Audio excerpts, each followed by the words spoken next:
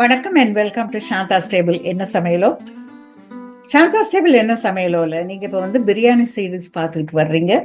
பிரியாணி செய்ய நாங்கள் ஆரம்பிக்கிறதுக்கு முதல் அதுக்கு தேவையான அக்கம்பனிமெண்ட்ஸ் அப்படி இல்லைன்னா சைட் டிஷ்ஷஸ் என்னென்ன வேணுன்றதை தான் இப்போ நாங்கள் பார்த்துக்கிட்டு வர்றோம். குட்டி குட்டி ரெசிபிஸாக இருந்தாலும் கூட இது உங்களுக்கு ரொம்ப பயன்படும். ஏன்னா வேறு வகையான சாதங்களோட கூட நீங்கள் அக்கம்பனிமெண்ட்ஸ் சைட் டிஷ்ஷஸை நீங்கள் எடுத்துக்கலாம். ஸோ இன்னைக்கு நாங்கள் பார்க்க போகிறது கத்திரிக்காய் பொரியல். கத்திரிக்காய்ன்றது நிறைய பேருக்கு ரொம்ப பிடிச்ச ஒரு டிஷ். அது டிஷ்ஷஸான்னு கூட நாங்கள் சொல்லலாம். ஏன்னா கத்திரிக்காயில் பல வகையான டிஷ்ஷஸ் நாங்கள் செய்யலாம். ஸோ ஒவ்வொரு ப்ரிப்பரேஷன் ரைஸ் ப்ரிப்பரேஷனுக்கும் ஏற்ற வகையில், அதாவது பிளெயின் சாதத்துக்கு என்ன வேணும், நெய் சாதத்துக்கு எப்படி இருக்கணும், பிரியாணிக்கு எப்படி இருக்கணும், புலாவுக்கு எப்படி இருக்கணும், கத்திரிக்காய் ஒரு காயை வச்சே நாங்கள் பல வகையான ரெசிபிஸ் செய்வோம். இதுவும் நாட்டுக்கு நாடு ஊருக்கு ஊர் ரொம்ப வித்தியாசப்படும். வெளிநாடுகளில், அதாவது மேற்கத்திய நாடுகளில் எல்லாம் கத்திரிக்காய் இப்போ ரொம்ப விரும்பி சாப்பிட்றாங்க. இட்டாலியன்ஸுக்கு அது ரொம்ப பிடிச்ச ஒரு விஷயம். அவங்களுடைய டிஷ்ஷஸில் கத்திரிக்காய் அதிகமாக அவங்க சேர்க்கிறது உண்டு. ஸோ இப்படிப்பட்ட இந்த கத்திரிக்காய் பிரியாணிக்கு எப்படி செய்தால் அது சுவையாக இருக்கும் என்றதான் நான் இன்னைக்கு பார்க்க போகிறேன். ஸோ இது ஒரு ட்ரை ப்ரிப்பரேஷன். அதாவது இதுக்கு நீங்கள் நிறைய எங்களுக்கு தேவைப்படுறது கத்திரிக்காய், நிறைய வெங்காயம். ஸோ இது நீங்கள் செய்து ஃப்ரிட்ஜில் நீங்கள் ஒரு மாதம் கூட வைக்கலாம், அப்படியே இருக்கும். இது ஒன்றும் ஆகாது. நாளாக ஆக சுவை தான் அதிகமாகுமே ஒழிய இது கெட்டு போகாது. வெளியில் வைக்காதீங்க, ஃப்ரிட்ஜில் தான் கண்டிப்பாக வைக்கணும்.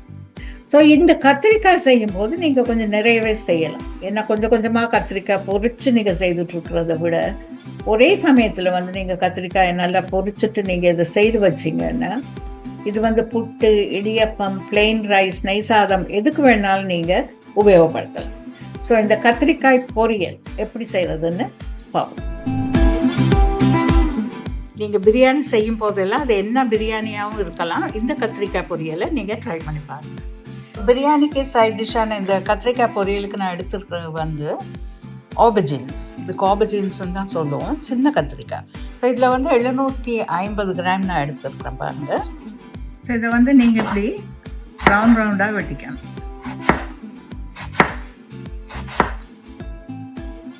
கத்திரிக்காயெல்லாம் ஸ்லைசஸாக வெட்டியாச்சு. இது 2 வெங்காயம். ஸோ வெங்காயத்தை மெல்லிஸாக இப்படி நீளமாக நீங்கள் வெட்டி, ரெண்டுக்குமே உப்பு, மஞ்சள் நீங்கள் சேர்க்கணும். கொஞ்சமாக போட்டால் போதும். ஏன்னா நாங்கள் அப்புறம் சமைக்கிறப்போ போடுவோம் உப்பு. ஸோ அதனால இது கொஞ்சமாக போடுங்க உப்பு. அப்படியே கொஞ்சம் மெதுவாக அப்படியே பெரட்டினா போதும். எண்ணெய் நல்லா காஞ்சிடுச்சு. இப்போ கத்திரிக்காய் முதல்ல பொரிச்சு எடுக்கலாம்.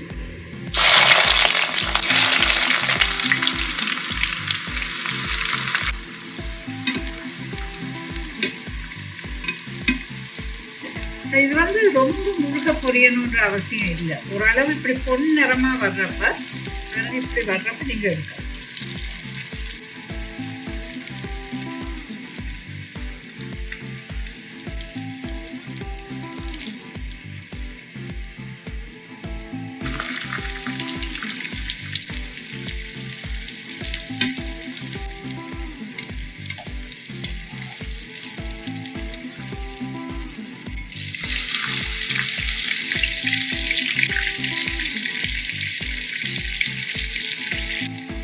எப்பயுமே வெங்காயம் பொரிக்கிறப்போ கொஞ்சம் கவனமாக இருங்க. என்ன சீக்கிரமாக அப்படியோ கருகிடும்.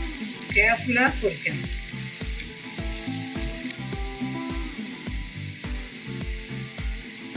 கலர் சேஞ்ச் ஆகிட்டு வர்றப்போ கொஞ்சம் நீங்கள் இந்த ஹீட் அடுப்பை கொஞ்சம் குறைக்கணும். பாருங்க, இப்போ சரியாக வருது. இப்போ நாங்கள் முடிஞ்ச வரைக்கும் இதை எடுத்துடணும். ஸோ சமையல்னு சொல்கிறப்போ இதெல்லாம் சின்ன சின்ன நுணுக்கங்கள். இதெல்லாம் நீங்கள் தெரிஞ்சு வச்சுக்கலாம்.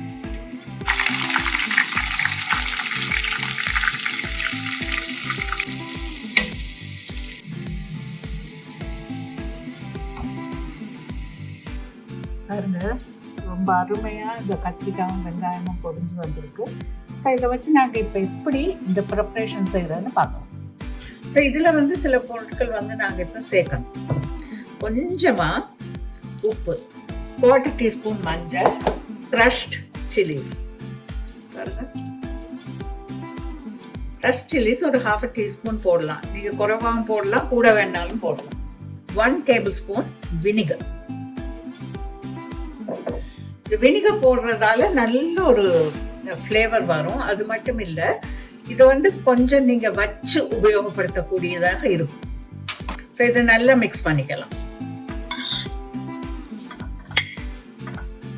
இப்போ வந்து இது மாதிரி ஒரு பேன் அடுப்பில் வைங்க.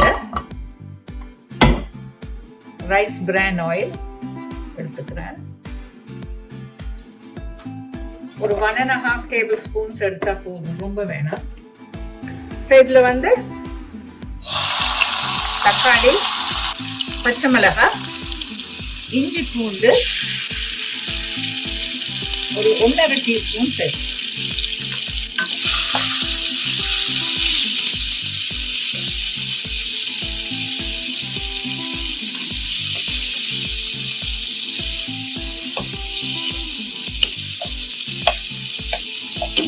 ஓகே. இப்போ இந்த இஞ்சி பூண்டு பச்சை வாடை போன உடனே இதை வந்து இந்த கத்திரிக்காய் இதில் சேர்க்கணும். வந்து அடுப்பை கொஞ்சம் ஸ்லோவாக வைங்க. நல்ல ட்ரையாக வரணும் இது. ஸோ கடைசியாக நான் இதில் ஒரு பொருள் சேர்க்க போகிறேன். ஒரு 1/2 டீஸ்பூன் சுகர். இது இப்போ நான் உபயோகப்படுத்துகிற வந்து ரா சுகர். நான் எல்லாத்துக்குமே ரா சுகர் தான் எப்பயுமே பயன்படுத்துகிறேன். ஈவன் கேக்ஸுக்கு கூட ரா சுகர் தான். அடுப்பு ஆஃப் பண்ணிடலாம். கத்திரிக்காய் பொரியல் ஜோராக வந்துருக்கு பாருங்க. எல்லாரும் இதை ட்ரை பண்ணி பாருங்கள். நீங்கள் என்ன பிரியாணி செய்தாலும் பரவாயில்ல, இந்த ஒரு கத்திரிக்காய் பொரியலை நீங்கள் அதோட சேர்த்து சாப்பிட்டு பாருங்கள். அப்போ உங்களுக்கு அதனுடைய டேஸ்ட் தெரியும்.